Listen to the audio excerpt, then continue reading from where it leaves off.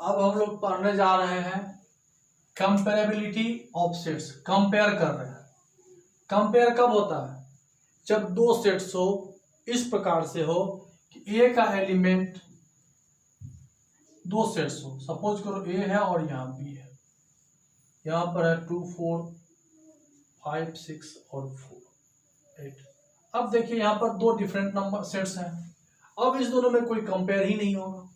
Compare होता है जब कुछ पार्ट्स मिले, सेम थिंग हो तो कंपेयर होगा, यहाँ कंपेयर नहीं होगा।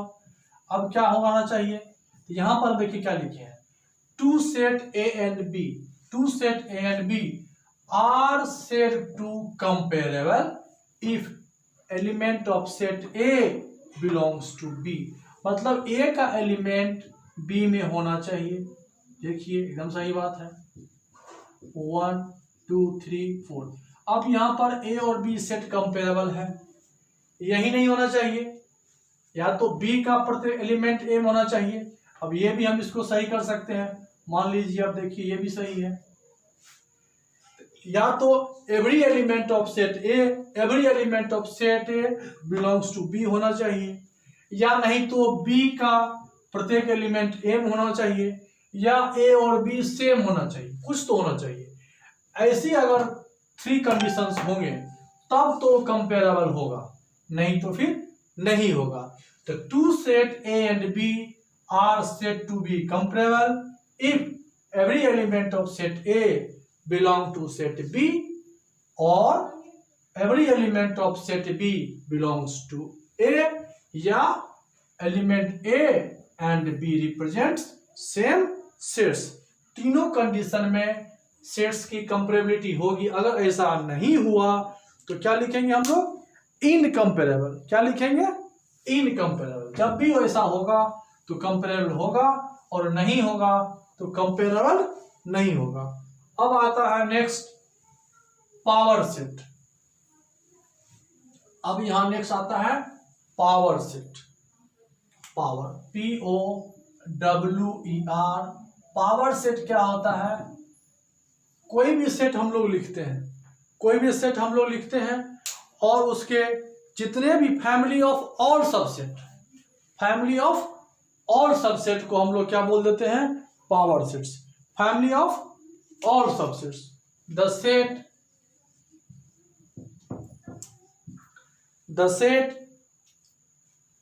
और family of all subset, the set or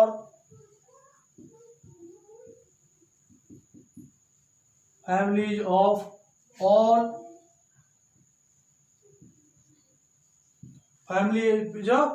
all subsets of a given set, of a given set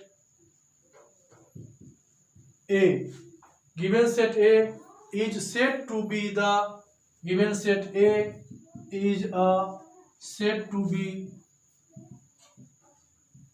power sets, said to be power sets।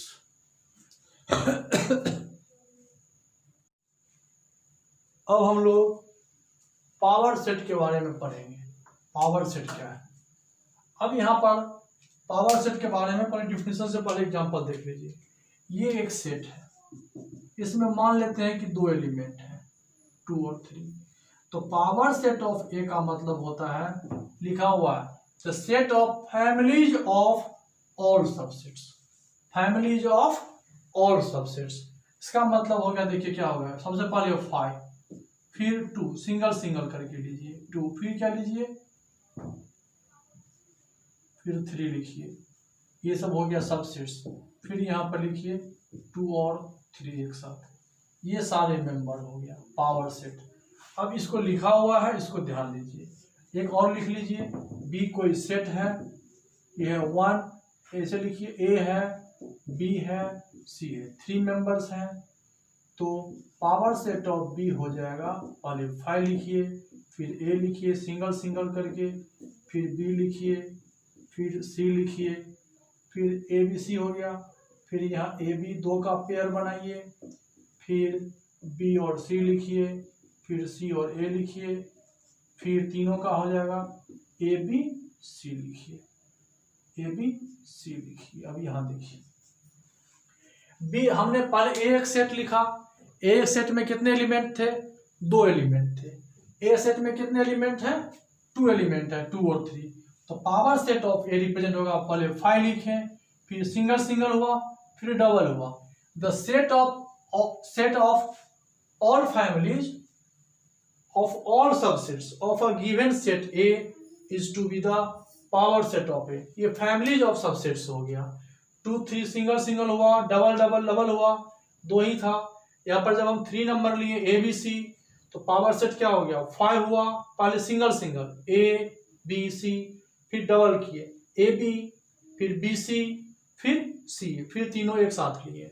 इस तरह से इसको रिप्रेजेंट किया जाता है पावर सेट को, और इसको डिनोट किया जाता है पीए।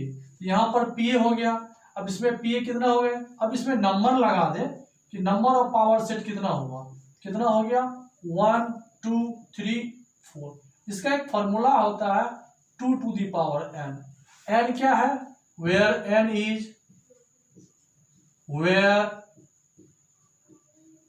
Is number of element, where n is number of element. अब यहाँ देखिए कि यहाँ 2 है, बेस होगा, कितने एलिमेंट है यहाँ पर 2, 2 का पावर 2 4 होगा। देखिए ना 1 2 3 4।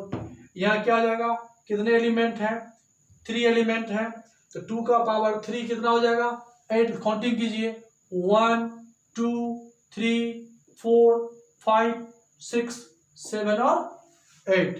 जब इसका मतलब हो गया कि पावर सेट क्या हो गया, families of all subsets, families of all subsets is called power sets। ठीक है, अब हम लोग पढ़ने जा रहे हैं यूनिवर्सल सेट्स। क्या पढ़ने जा रहे हैं, यूनिवर्सल सेट क्या है। यूनिवर्सल का मतलब ही समझ में आ गया कि सारे सेट का कलेक्शन, जो जितने भी सेट्स हैं उसके सारे एलिमेंट जो होना चाहिए किसी एक पार्टिकुलर सेट में होना चाहिए। सारे एलिमेंट अगर किसी पार्टिकुलर सेट में होगा तो उस सेट को हम लोग क्या बोलेंगे, यूनिवर्सल सेट। समझने के लिए पहले देख लीजिए, सेट ए है, इसके एलिमेंट 2 4 है। सेट बी है, इसके एलिमेंट 0 1 4 है, और सी कोई एलिमेंट है सेट 2 4 8। ये 3 सेट्स हैं, और ऐसे हो गया एक यूनिवर्सल सेट। ये देखिए इसमें हो गया 1 0 ले लीजिए, 0 1 2 3 4 5 6 और 8, 9 भी ले लीजिए, 10 भी ले लीजिए। अब इसको पढ़िए, सेट ए का एलिमेंट इसमें है 2 4 है, सेट बी का एलिमेंट 0 1 4 यहाँ है, 0 भी है 1 भी है 4 भी है। सी देखिए 2 4 8 यहाँ भी है, 2 4 8 यहाँ भी है। मतलब ये जो है ये क्या हो गया, ये ऑल एलिमेंट का कलेक्शन हो गया। जितने भी सेट्स है, यहाँ 3 सेट्स हो सकता है कि 4 सेट हो जाए, 5 सेट हो, 10 सेट हो, या 2 सेट्स हो, कुछ भी हो। इसमें जो भी एलिमेंट है वो इस एलिमेंट में, मतलब समझिए कि स्टोर रूम है, एक गोदाम है, इस गोदाम में सारे टाइप्स के हैं सामान है। ये दुकानदार ए है, दुकानदार बी है, दुकानदार सी है, तीनों इसी में से सामान ले गया है। इस तीनों में जो भी सामान है, प्रोडक्ट है, जो भी पार्टिकुलर थिंग है, वो यहाँ पर निश्चित रूप से है। तो ये सब का कलेक्शन हो गया। अब समझिए डिफिनेशन क्या कहता है। एनी सेट, कोई भी सेट है, which is super set of all the set. Super set है, ये इसका सुपर सेट है, ए सुपर सेट ऑफ ये, बी भी सुपर सेट इसका है, सी सुपर सेट भी इसका है। ए का प्रत्येक एलिमेंट इसमें है, every element of B belongs to this, every element of C belongs to this. इसका मतलब यही हुआ, any set which is superset of all the sets under consideration is called universal sets, and it is denoted by a capital letter S। Capital letter S से indicate कीजिए, या ये इसको union बोलते हैं, लेकिन यूनियन ऐसा होता है, इसी में थोड़ा सा यहाँ पर मोटा कर देंगे तो यूनिवर्सल सेट का इंडिकेशन हो जाएगा, या इसी को इस तरह से रिप्रेजेंट करके ओमेगा तरह लिख दीजिए। तो तीनों क्या हो गया, ये तीनों नोटेशन हो गया किसका, यूनिवर्सल सेट का। यूनिवर्सल सेट क्या हो गया, किसी भी सेट का क्या हो जाए, किसी भी सेट का जो हो वो सुपर सेट होना चाहिए। तो इसको क्या बोलते हैं हम लोग, यूनिवर्सल सेट्स। नेक्स्ट टॉपिक है union of two sets. Union of two sets, अब यूनियन समझिए, सिंपल है यूनियन। देखिए union of two sets, UNION, union of sets या टू सेट्स। अब यहां देखिए ए कोई सेट ये है, बी ये है, ये ए है और ये बी है। इसको रिप्रेजेंट करते इस प्रकार से, ए लिखिए, इसको बोलते A union B, A union B. इसका मतलब होता है कि एलिमेंट जो हो दोनों में, देखिए इसको बोलते हैं ये कलेक्शन होना चाहिए। यूनियन ऑफ टू सेट्स जो होना चाहिए, दोनों का एलिमेंट होना चाहिए, दोनों का एलिमेंट एक सेट में होना चाहिए, ज्यादा भी नहीं होना चाहिए। जो इसमें हो वो भी हो, जो इसमें हो वो भी हो, उसी को हम लोग बोलते हैं यूनियन ऑफ टू सेट्स। लिखिए the union of two sets, the union of two sets, the union of two sets A and B, the union of two sets A and B is the set of, is the set of all element, set of all those element, set of all those element which are either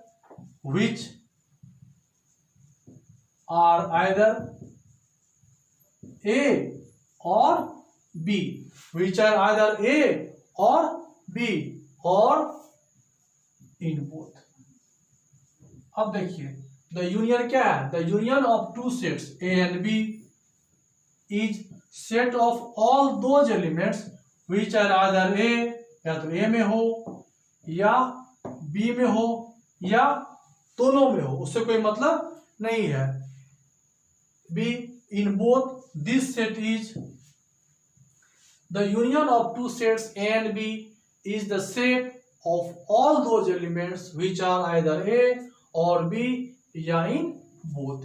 अब it is denoted by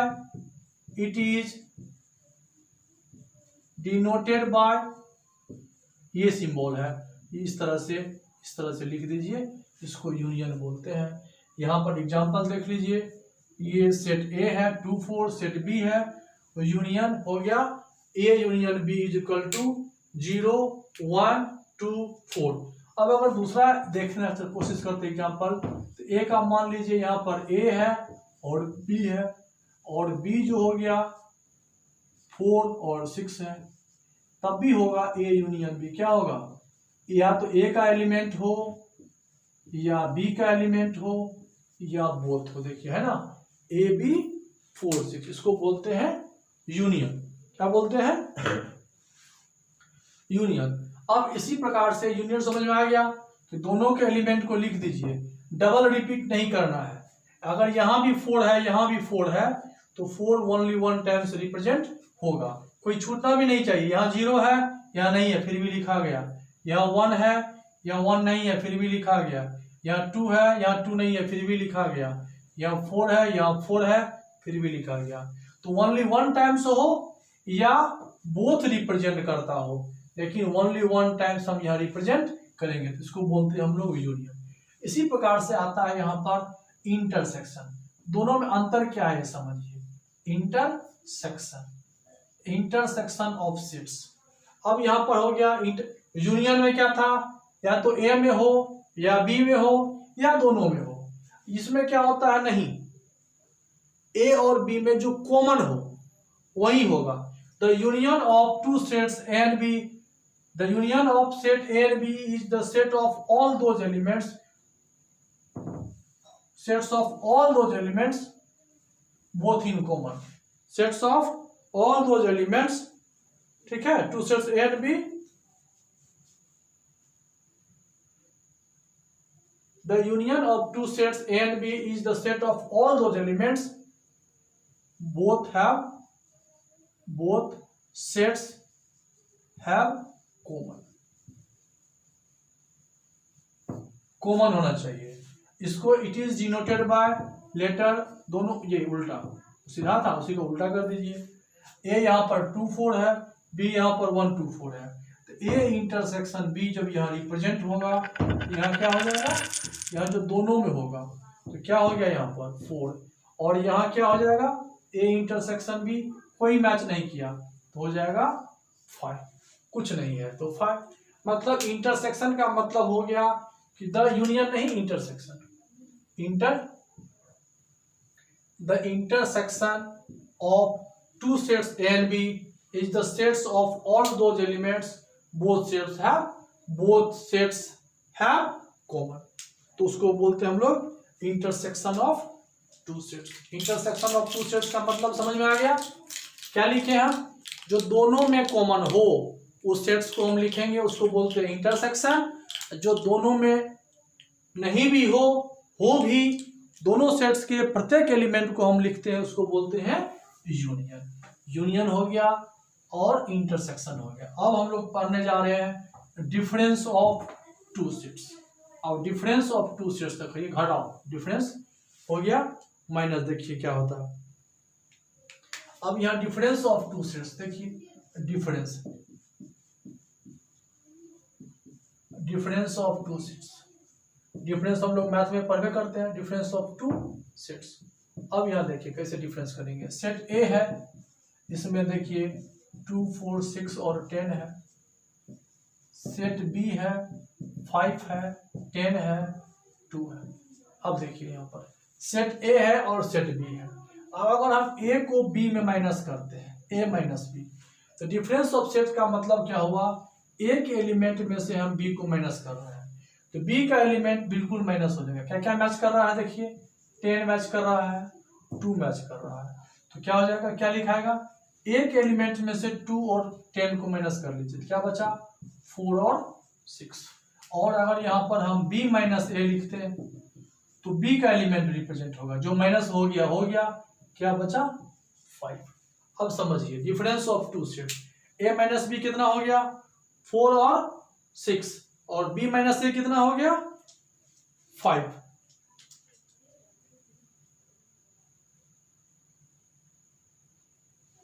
ठीक है, अब इसका definition लिख लीजिए। The difference of two sets A and B, the difference of two sets A and B, the difference of two sets A and B, difference of two sets हो गया, A और B हो या B और A एक ही बात हुआ। the difference of two sets A and B in this order, A and B in this order, in this order is the set of all those elements, the set of all those element. Difference of two sets example समझ में आ गया आपको। अब उसका डिफरेंशन देखिए क्या होगा। The difference वही जो लिखे हैं वही है, the difference of two sets A and B, the difference of two sets A and B. जब ए में से बी को माइनस कर रहे हैं तो हम क्या लिखे, बी का एलिमेंट नहीं होना चाहिए, जो मैच कर गया उसको हटा दीजिए, रेस्ट एलिमेंट ऑफ ए बचेगा बस। तो the difference of two sets A and B in this order is the set of all those elements of A, all those elements of A which are not in B। B में नहीं होना चाहिए, B का element नहीं लिखना है, जो element B में है उसको हटा दीजिए, रेस्ट एलिमेंट जो A का है लिख दीजिए। एग्जांपल पे बताया अभी जस्ट थोड़ा सा पहले, मान लीजिए A इक्वल टू यहाँ A B C है और b इक्वल टू यहाँ पर 2, 3, 4 है। अब बताइए यहाँ पर a माइनस बी क्या हो जाएगा, b में तो कोई एलिमेंट ही नहीं है, मैं जो मैच कर रहा है ये तीनों हो जाएगा। इस क्वेश्चन का आंसर ये हो जाएगा। तो हो गया ना, in this order is the set of all those elements of set A, set A का ऑल एलिमेंट होगा which are not in B, B में है ये बिल्कुल नहीं है, ये हो गया बी। अगर कोई और एग्जांपल ले ले, कोई और नेक्स्ट एग्जांपल ले लिए, कोई नेक्स्ट एग्जांपल ले ले, a इक्वल टू 2, 4 और b इक्वल टू ले ले 4 और 8। तो यहाँ पर यहाँ पर a माइनस बी क्या हो जाएगा 2, देखिए a माइनस बी क्या हो जाएगा 2 हो जाएगा। इस तरह से a माइनस बी हो गया। इसी प्रकार से आता है यहाँ पर एक, समझ में आ गया होगा। अब आता है एक complement of set. Complement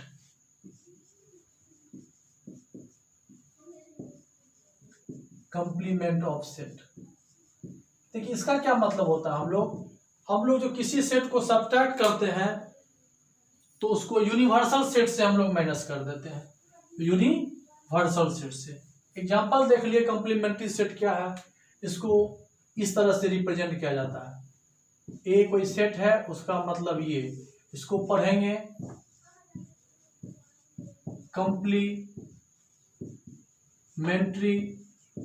sets of ए, ठीक है। और कंप्लीमेंट्री सेट ऑफ ए क्या होता है, यूनिवर्सल सेट में से ए को सब्ट्रैक्ट कर दीजिए। अब यूनिवर्सल सेट क्या है तो पढ़ चुके हैं।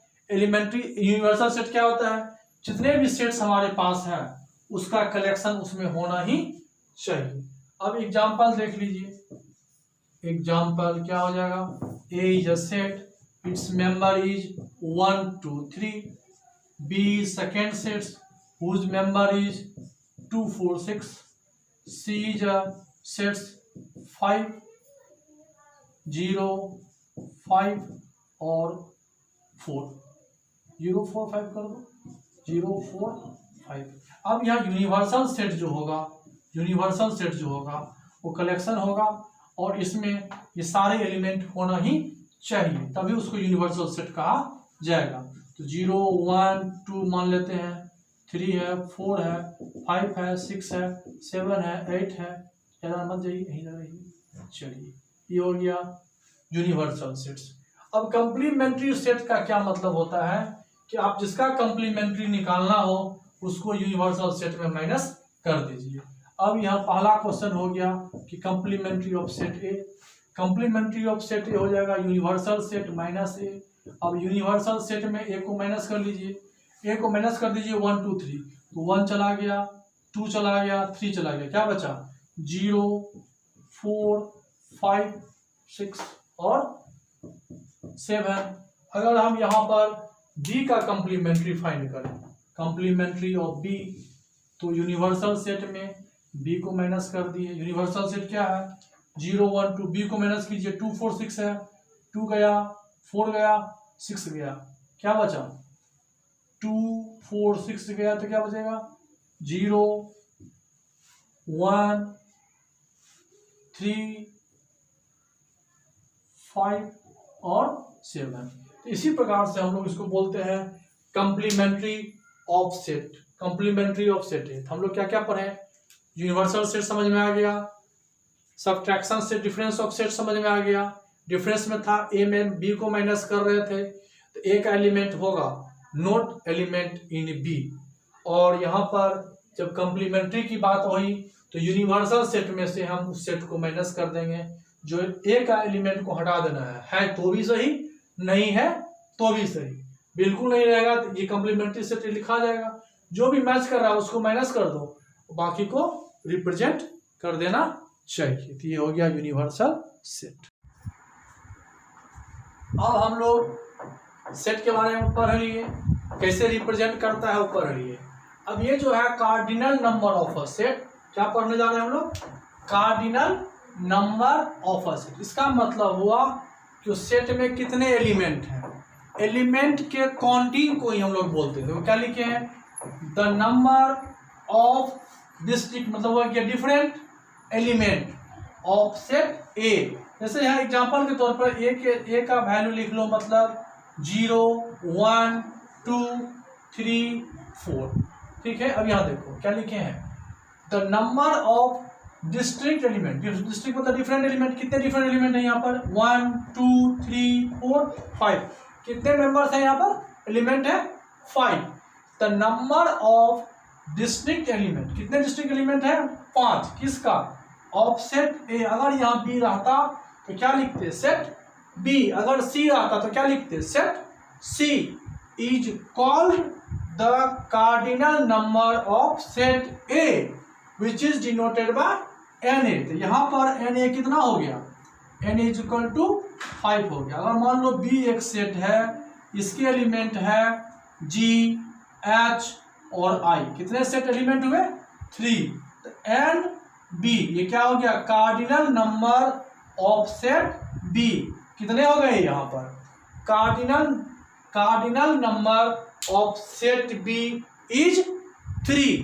तो जितने एलिमेंट होंगे उसी को हम लोग उसी के सेट के पीछे एन लगा देते हैं। एन हो गया नंबर, अब बी हो गया ऑफ सेट बी। तो एन बी नहीं लिख करके हम लोग क्या बोलेंगे, बोल को लिखेंगे यही, बोलेंगे cardinal number of set B is equal to क्या बोलेंगे 3। क्या बोलेंगे 3।